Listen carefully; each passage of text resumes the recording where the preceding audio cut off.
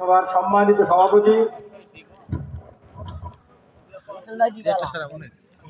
আব্দুল সোবান ভাই আমাদের মাঝে উপস্থিত আছেন। 13 নম্বর গোপালপুর ইউনিয়ন বিএনপির সদস্য সচিব বাবলু ভাই, সিনিয়র যুগ্ম আহ্বায়ক ইমরান সরকার,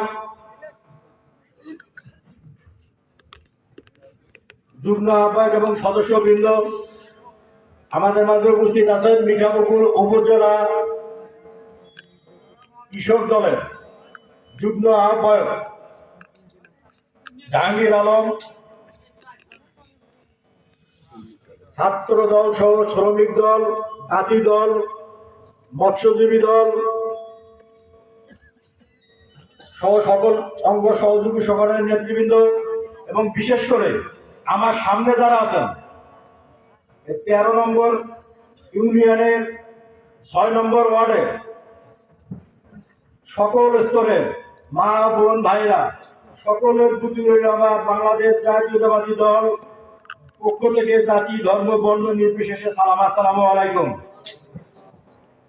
আপনারা কেমন আছেন?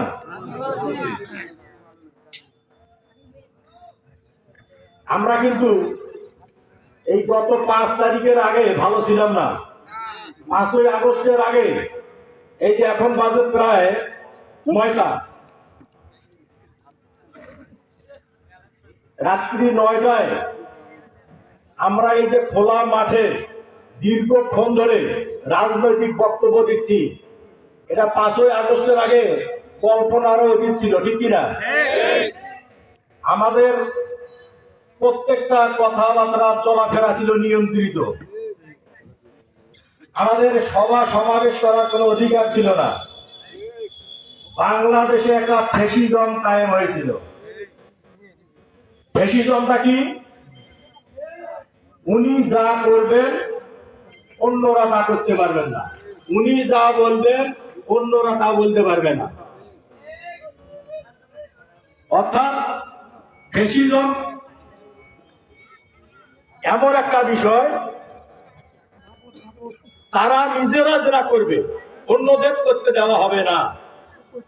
বাংলাদেশে গত 16 বছর বাংলাদেশের সকল স্তরের নাগরিকরা নির্যাতিত নিপীড়িত ছিল। গত 16 বছরে বাংলাদেশ থেকে প্রায় 27 লক্ষ কোটি টাকা বিদেশে পাচার করা হয়েছে। মানুষের অধিকার